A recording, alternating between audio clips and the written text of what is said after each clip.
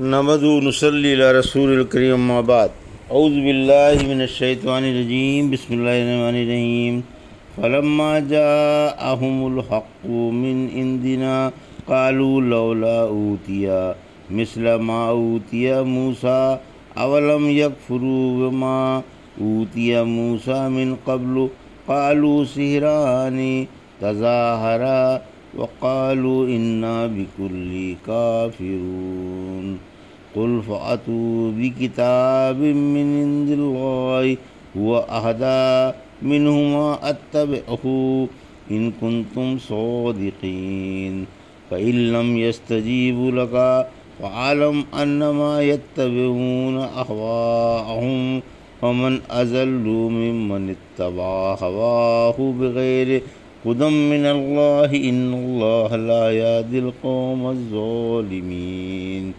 وَلَقَدْ وَصَّلْنَا لَهُمُ الْقَوْلَ لَعَلَّهُمْ يَتَذَكَّرُونَ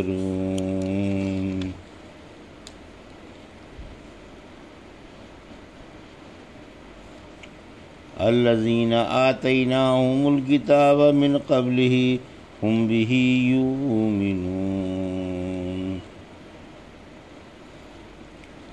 ابھی آپ نے سورہ قصص کی آیت 48 سے 52 کی تلاوت سماعت فرمائی۔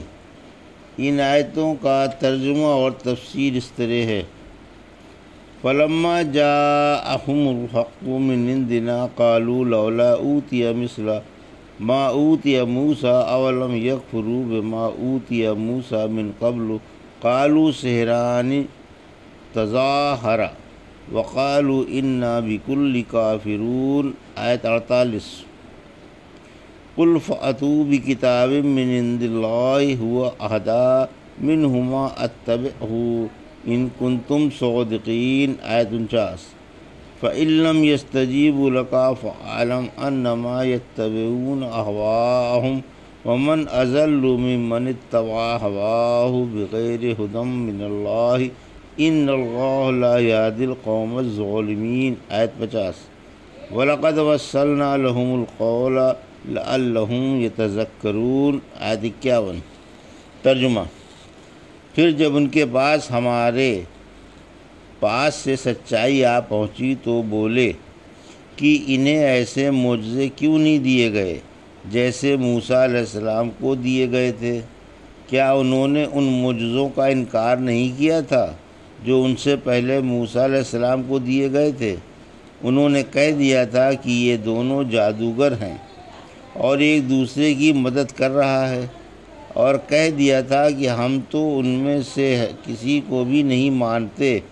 آپ فرما دیں کہ اگر تم سچے ہو تو اللہ کے پاس سے تم بھی کوئی ایسی کتاب لے آؤ جو ان دونوں سے زیادہ روشنی والی ہو، میں اس کی پیروی کر لوں گا۔ پھر اگر یہ آپ کی درخواست قبول نہ کریں تو یقین کر لیجئے کہ یہ اپنی خواہشوں کے پیروکار ہیں، اور اس سے بڑھ کر کون گمراہ ہوگا جو اللہ کی روشنی کو چھوڑ کر خواہش پرست بن جائے۔ یقیناً اللہ ایسے ظالموں کو راہ نہیں دکھاتا۔ بلا شبہ ہم ان کے لیے برابر کلام بھیجتے رہے تاکہ نصیحت مان لیں۔ یہ تھا ترجمہ سورہ قصص کی آیت 48 سے 51 کا تفسیر۔ آیت 48: قیام حجت کے بعد عذاب آتا ہے، یعنی اگر لوگوں پر رسولوں اور کتابوں کے بھیجے بغیر عذاب آ جاتا تو وہ یہ دلیل دیتے کہ ہمارے پاس تو کوئی رسول آیا ہی نہیں۔ اب جب کہ ان کے پاس اللہ کی طرف سے محمد رسول اللہ صلی اللہ علیہ وسلم کی زبانی حق آ گیا تو ہٹ دھرمی، سرکشی، کفر، جہالت اور بے دینی سے کہنے لگے کہ انہیں موسیٰ علیہ السلام کی طرح کثرت سے معجزے کیوں نہیں دیے گئے، جیسے حضرت موسیٰ علیہ السلام کو لکڑی کا معجزہ، ہاتھ کا معجزہ، طوفان کا معجزہ، ٹڈیوں کا معجزہ، جوؤں کا معجزہ، مینڈھکوں کا معجزہ، خون کا معجزہ، دینوں کو تنگ کرنے کے لیے اناج و پھلوں کو میں کمی کا معجزہ، دریا کے پھاڑنے کا معجزہ، بادل کے سایہ کرنے کا معجزہ اور من و سلوہ اتارنے کا معجزہ اور ان جیسے دیگر روشن و لاجواب کرنے والے حیرت انگیز معجزے دیے گئے تھے۔ نالائق معجزے مانتے ہی نہیں۔ پھر فرمایا کیا آپ سے پہلے موسیٰ علیہ السلام کو جو معجزے ملے تھے ان کا فرعون و فرعونیوں نے اور سرکشوں نے انکار نہیں کر دیا تھا؟ اس قدر صاف و حیرت انگیز معجزوں کا مشاہدہ کرنے کے باوجود وہ اپنے کفر ہی پر اڑے رہے اور اللہ کے دیے ہوئے معجزے نہیں مانے، اور حضرت موسیٰ علیہ السلام اور ہارون علیہ السلام کو جادوگر بتا دیا کہ ایک دوسرے کا جادو میں معاون و مددگار بھی ہے۔ سورہ یونس کی آیت 78 میں فرمایا کیا تو ہمارے پاس اس لیے آیا ہے کہ ان معبودوں سے ہمیں ہٹا دے جن کی عبادت پر ہم اپنے باپ دادا کو پایا کر، اور تم دونوں کا سرزمین مصر میں تسلط ہو جائے، ہم تم دونوں پر ایمان لانے والے نہیں ہیں۔ سورہ مومنون کی آیت 48 فرمایا انہوں نے دونوں کو جھٹلایا پھر ہلاک ہو گئے۔ پھر فرمایا کہ ہم تو ان دونوں میں سے ہر ایک کے منکر ہیں۔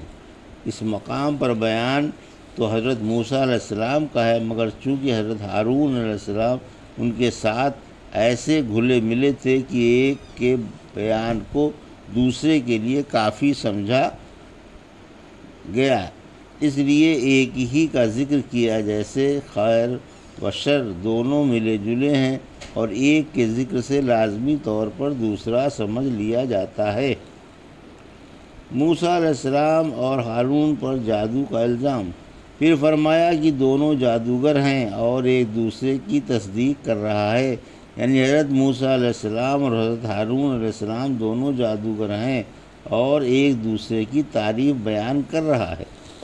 آیت 49 الزام کا جواب، یعنی اگر تم سچے ہو تو اللہ کے پاس سے کوئی ایسی کتاب لا کر دکھلاؤ جو قرآن و تورات سے زیادہ ہدایت والی ہو، جس سے حق ثابت کرو اور باطل کو دفع کرو۔ آیت 50 رحمت عالم صلی اللہ علیہ وسلم کو تسلی، یعنی اگر آپ کی بات قبول نہ کی جائے اور حق کی پیروی نہ کی جائے تو آپ یقین مانیں کہ یہ بلا کسی سند کے خواہش پرست ہیں، اور اس سے بڑھ کر کوئی گمراہ نہیں ہو سکتا جو بلا کسی دلیل کے جو اللہ کی کتاب سے لی گئی ہو اپنی خواہش کا پیروکار ہو۔ یقیناً اللہ ایسے ظالموں کو سیدھی راہ کی رہنمائی نہیں فرماتا۔ آیت 51 یعنی ہم نے انہیں یعنی قریش کو تفصیل سے صاف صاف بتا دیا کہ اگلوں کے ساتھ ہم نے کیا کیا اور پچھلوں کے ساتھ کیا کریں گے۔ الذین آتیناہم الکتاب من قبلہ ہم بہ یؤمنون۔ آیت 52 جن کو ہم نے اس سے پہلے کتابیں دیں وہ قرآن پر بھی ایمان لاتے ہیں۔